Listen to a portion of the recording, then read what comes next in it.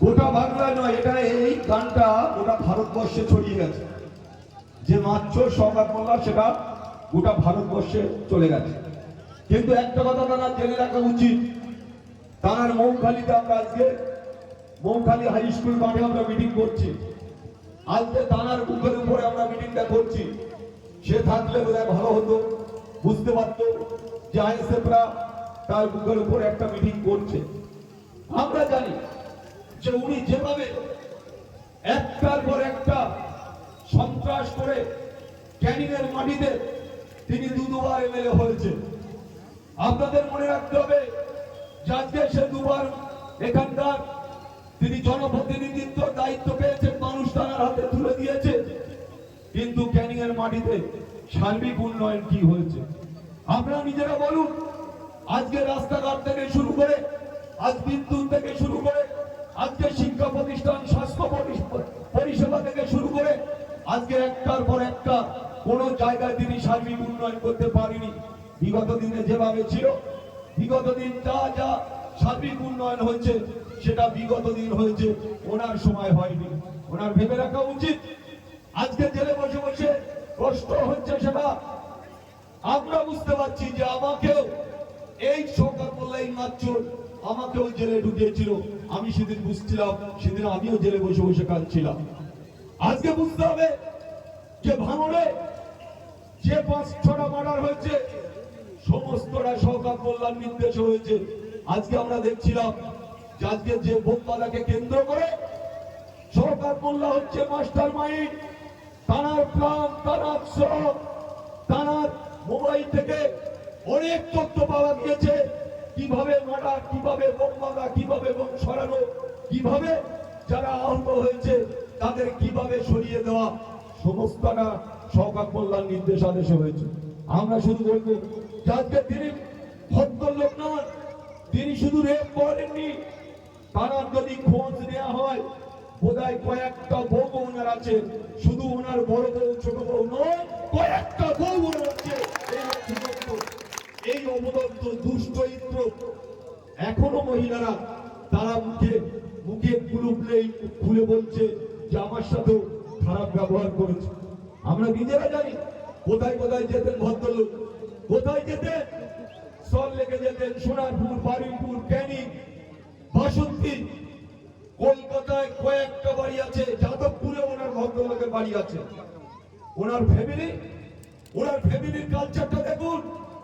ওনার মা এখান থেকে তোলা তোলে, ওনার মেয়েরাও তোলা তোলে, ওনার ছেলে বিভিন্ন জায়গায় বিভিন্ন ভাবে তোলা তোলে। এই যে তোলার নির্দেশ, মানে ওদের ফ্যামিলিটাই তোলা। ওরা কোনোদিন মানুষের জন্য ভাবেনি, নিজের ফ্যামিলির জন্য ভেবেছে, নিজেদের ফ্যামিলি নিজেরা বেঁচে থাকুক এই জন্য ভেবেছে। এই ক্যানিং পূর্বের মানুষের জন্য ভাবিনি। আজকে আপনারা বলুন ক্যানিং পূর্ব কত বড় এরিয়া, এখান থেকে শুরু করে একেবারে কলকাতা লেদার কমপ্লেক্স থেকে পর্যন্ত এই ক্যানিং পূর্ব বিধানসভা।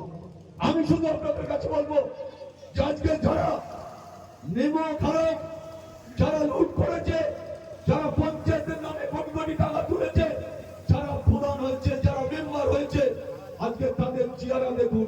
তারা পাশের বাড়িটা খেতে পায় না, তাদের 4তলা 3তলা বাড়ি, মজাক করা বাড়ি। আজকে এগুলো লজ্জা হওয়া দরকার। আজ যারা তৃণমূলের এই মমতা বন্দ্যোপাধ্যায় সরকারটা টোটাল সরকারি চোর। এই সরকার চোর শুধু নয়, নেতৃত্বরা, মন্ত্রীরা, আপনার প্রধান থেকে শুরু করে মেম্বার থেকে শুরু করে সবাই চোর, সবাই চোর। আজ কেন দিন ছুটছে? আজ কেন পর্যাদিন নেতাদের মুখে মারা হচ্ছে? মানুষের ক্ষোভ, মানুষের ক্ষোভের বহিঃপ্রকাশ হচ্ছে।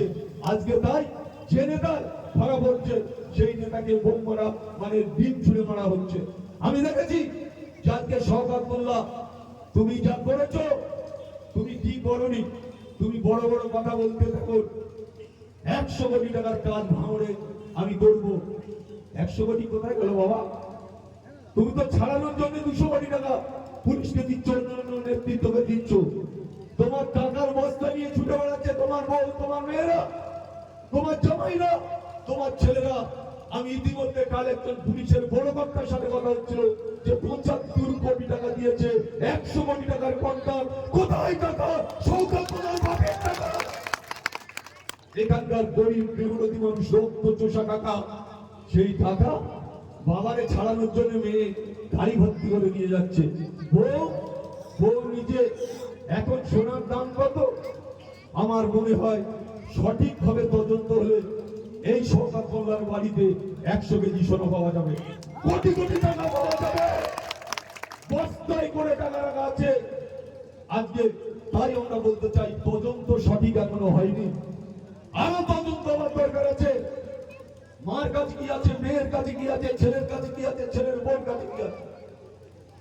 আমি তো মনে করি সেই সরকার কল্যাণ 100 কোটিরও বেশি টাকা, এই 100 কেজি সোনা এই সরকার কল্যাণ বাড়িতে পাওয়া যাবে। আপনারা দেখছিলেন না সব্যসাচী দত্ত কতটা সোনা পাওয়া গেছে?